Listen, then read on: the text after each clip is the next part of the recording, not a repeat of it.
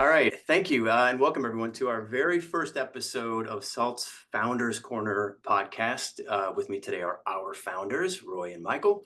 Maybe we start it with a little bit of just some background on you guys. Like, what have you done? How did you get to this point? Roy, let's start with you. Yeah, thanks, MC. So my background is relatively simple. I was originally born and raised in Israel, currently in New York. I came from a very technical, product-oriented background. I was into technologies from very, very young age. I started coding when I was 9 years old. When my mother realized that I love computers, I started coding. I got good at it, and when I was 11, I started to do freelance work to develop websites and other things when I was very At young. 11, so you're like in fifth grade equivalent, right, or sixth grade of like school. I don't think he even Nine, went to school. ninth? No, fifth. No, yeah, fifth, Yeah, fifth or fourth, sixth grade. fifth, Wow. fourth. Yeah, fourth and sixth. Yeah. Um, After that, I got into uh, hacking a bit when I was a kid. So I love the concept of hacking and security. Didn't know that it's called security, so it was mostly kind of messing around with stuff. The IDF saw the potential and recruited me to one of the elite security units of the IDF when I was 18.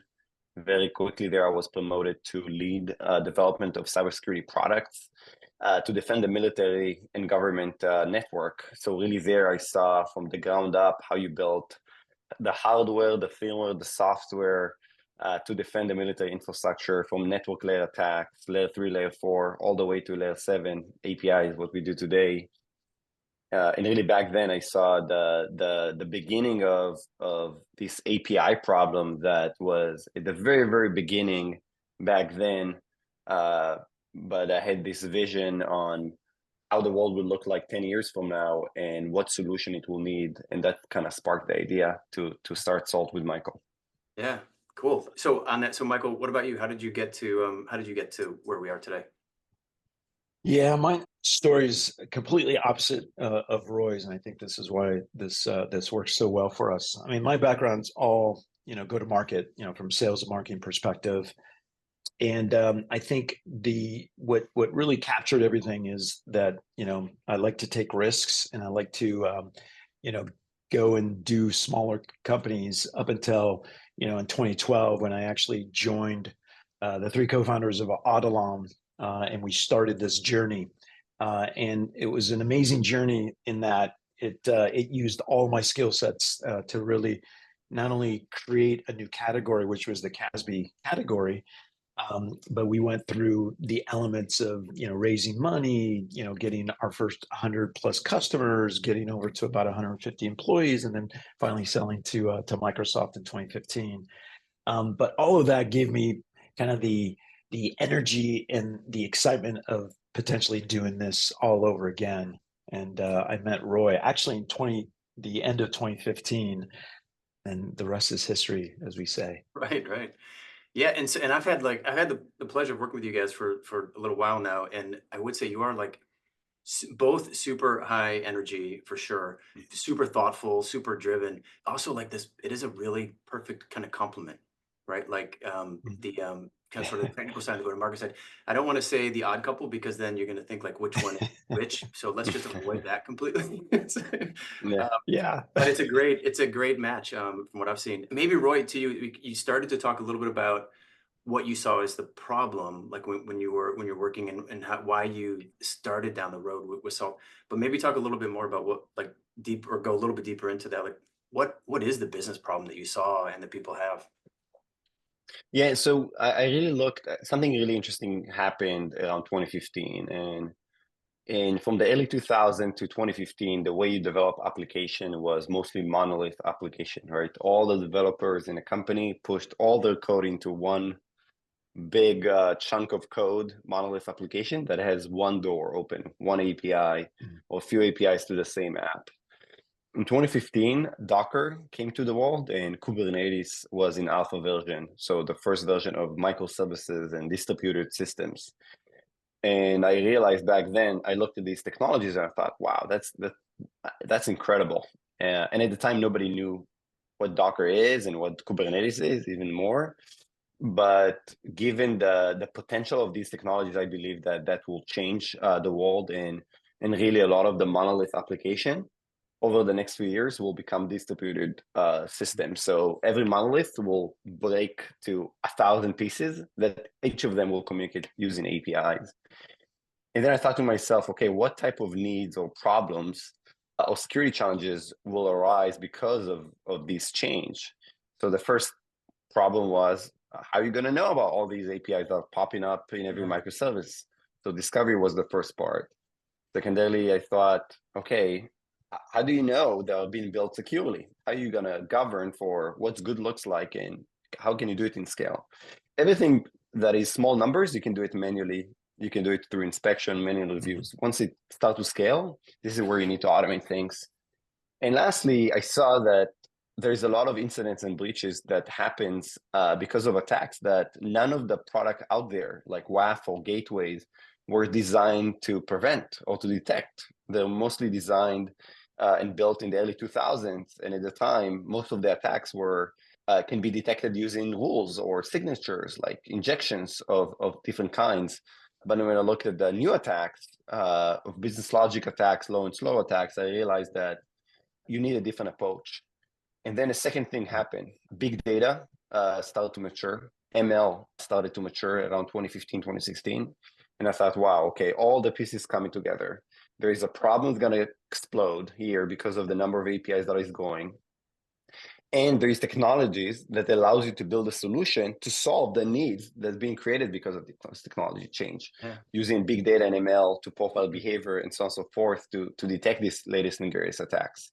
So that was the thesis. And with that, I took one-way ticket to the valley, took an air mattress, slept on somebody's living room, and started to explore the market, started to explore this idea. And one of the first people that I talked to was Michael, because Adalom was huge success. You know, today's everybody knows Adalom founders because they are Wiz founders and experienced tremendous success. And I wanted to speak with someone like Michael that sold to their very first customers and ask them, what do you think about this idea, right? And kind of start to explore and validate the market, the idea. And Michael and I started a journey of validating the problem, the need with thought leaders that were his previous customers. And one thing led to another, and Mike and I connected more and more, all the way to join forces and say, okay, we have a company here to build.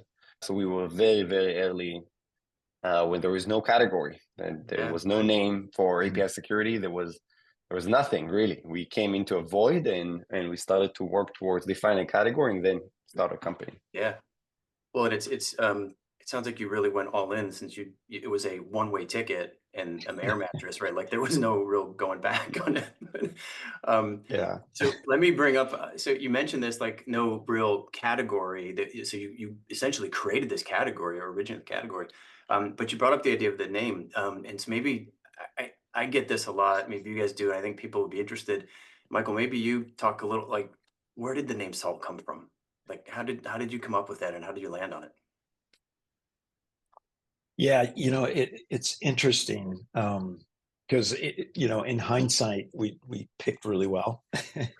But if we take ourselves back, I mean, I think there's a whole bunch of studies that have been conducted that we learned about, in terms of, you want to make sure that it's a huge name that everybody can relate to. So you think of like Apple, and you think of like Oracle, just these one syllable words that mean so much.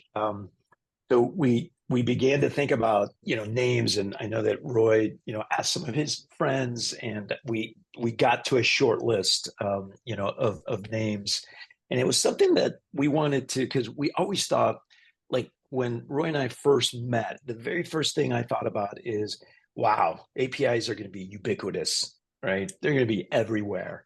And that kind of stayed with us for so long. And when we were thinking about a name, we were thinking about what could be associated with APIs that are everywhere. And obviously, salt was one of the finalists. And if you think about salt, I mean, it's in your food, it's in the water that you drink, it's in the ocean, right? It's in your body, it's everywhere. So again, that ubiquity name that could be associated with APIs and how big this was going to be was really where we landed. But the reality is, how do we pick salt out of the 3 or 4 others that we had? Was that, I was traveling to Tel Aviv, and in those days, Roy would always pick me up at the airport, and we would always go to our favorite restaurant, Port Said in Tel Aviv, one of our favorite places, amazing. And I remember saying to him right before I took off, I said, Roy, one of the things we need to finalize on the name. And he goes, yeah, we'll talk about it when I see you. Anyway, so we go and we sit down at a table, and as soon as you sit down, there's a waitress that comes and puts like paper tablecloth onto the table, and then there's somebody else that fills your glasses with water, and then there's this other person that finally came to the table, and she had her hand like this, and she started pouring salt onto the table, and both Roy and I looked at each other and said, salt. And then Roy said, salt security. And then from there, we just went, yeah, look at all the great things that we can say about this. Anyway, so that was the sign that did it all, that she was just holding it there. And she was holding that salt and she was pouring it in front of us.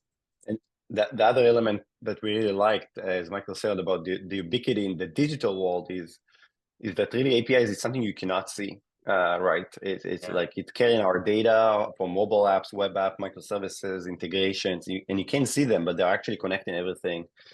And also salt in the physical world is something that is everywhere, and also we can't really see it, right? You can see it in the water, you can see it in food, so there was a lot of synergies between the two that we thought, what a great name that doesn't sound like yet another security company. Right. Yeah. Right? Yeah. I love that's a great point you make, because I've been in the security industry like you guys have for years and years, and most things, like, you can see that you need to protect them, right? So it's like, well, I have this mobile device I need to protect, or I have this laptop or this desktop or something, and so it's there, like you're aware that you need to do something with it. You can't see an API. It's there, but so I like the connection to salt, and that it is everywhere, but you don't see it. When you mix it up in something, it sort of dissolves, but it's always there. And maybe to that point a little bit, Roy, maybe we one of the things that you had talked about when you were saying, like, how you started it, or how you're thinking about it, was people went on this journey, right, where they were discovering what they had, and then they were looking at the posture and being able to manage that, and then stop the threats. If we look out a little further, like, maybe take a view 3, 4, 5 years out, how do you see the market and even API security evolving over the next couple of years? Yeah. So I think in the grand scheme of things, if you think about today's cybersecurity, you have big umbrellas, I call it like big buckets in cybersecurity, right? You have cloud security, you can have endpoint security, and so on and so forth. And I think for us today, API security is under app security, application security is the overall overarching umbrella of all the different subdomains that you have, from bot mitigation, from testing for APIs, and so on and so forth. What I believe in, that this market is API security will take over application security. And the reason for that is, if you think about it, why it's called application security, because all of these subdomains, all of these markets and products are essentially because they are an element of securing an application. But today, every app is an API, but not every API necessarily it's an app. So API is actually becoming bigger than application. So to me, really, it's API security will evolve to be that huge market where you will have different subdomains. One of them will be application security, but it's bigger than that. You have system-to-system integration that doesn't involve any application, and it's key here today when it comes to third-party risk and so on and so forth. So I really believe that as we evolve, API security will become a huge domain that will have so many different needs, just because of the simple fact that if I look from a business perspective, every business is becoming digital, more and more digital, more and more tech, every company becoming a technology company, and APIs is the connecting tissue, is the foundational element. And if you don't secure APIs, you don't secure a business. Simple as that. Your revenue comes from APIs. You charge something on an app, it's an API. You give something your end customers to log into, it's an API. You integrate to third party, it's an API. So it's really the core element that generate or create the most amount of risk for businesses. And the trend shows that it will continue to take more and more of the risk pie for an organization. So over time, I believe it will be even broken down, and you can have multiple companies under API security. Yeah. I just wanted to add, I mean, you think about it from a technological perspective. I always think about it from a business perspective, and it's super easy. I mean, we're in this digital first economy, right? And technology is going to continue to drive this digital first economy. And to the point where everything, as Roy mentioned, is digitized, right? And underlying layers of that is all surrounding APIs. So if you think about digital services, right, a mobile app, like you order food through either DoorDash or Uber, right? You do your banking on your mobile app, right? So those are digital services that need to be protected. So when you think about a digital first economy and you think about the fact that everything is moving into digital services, this is why we are going to be so prevalent and so dominant in a market that's just going to continue to grow and grow and grow and grow. Mm-hmm. And I'll just break a quick myth that when someone hears the world API, they think about just APIs that are published, are documented, and I'll break the myth that when we say API, it's application programming interface, which means any type of communication that exchange data, it's an API. So it's like Michael said, it's the mobile app, it's the web app, it's your traditional communication, HTTP based file transfer, and so on and so forth. It's all APIs, are not just this modern API you document, you publish. Every communication that carries data between applications, is it your own applications or someone else's application, are APIs. Yeah. And when we talk about API security, we are talking about securing all of those, not just a subset of those. Yeah, well, and the way that you described it, it makes a lot of sense. And it's like that API actually is data, right? That's what it's not just text or code that it's actually carrying data or some kind of information that's helping to deliver a certain kind of experience, which I think ultimately is why there is no end in sight. And then the amount of APIs created and the amount of traffic, the potential to attack it is just going to continue to increase because companies continue to want to deliver an experience, right? They're trying to deliver this positive experience to either their employees, their partners, their customers, their prospects, maybe apps just talking with each other. That's never ending. Like that's why and how people will continue to have successful businesses or just as a person successful, because you're going to be using this communication and creating these experiences that are positive. And I'll tell you, even just a glimpse more into the future, when you think about security incidents today or breaches, it's mostly data breach, right? You leak user data, customer records. If you think about the future where AI and generative AI is becoming more of our lives, automation of machines, it's no longer only data. Today I control my AC using an API, using an app.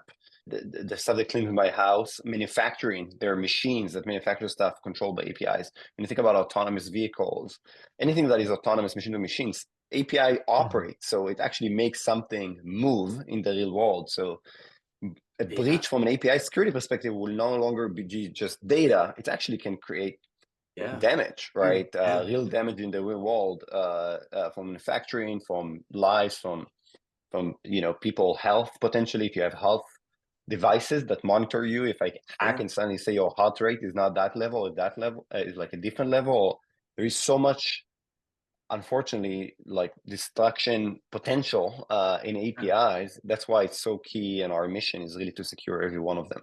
Yeah, I agree. It's funny. So you mentioned that, and so I live in Texas where it's like 150 degrees every single day, not day and night. And when we're out a lot, we'll remotely start our car to start cooling it down. And if you can do that, I mean, it's not a big leap to go, well, what's next? Could I take control of that car? I mean, if I can start it, that's like 90% of the battle to doing something probably not so innocent. Okay, let me wrap this up today for us. This is our first episode, kind of the premiere episode. Thank you both for doing this. For anybody that's listening or watching, we'll do these every 2 weeks. So check back to our Salt Founders Corner podcast. Thank you very much.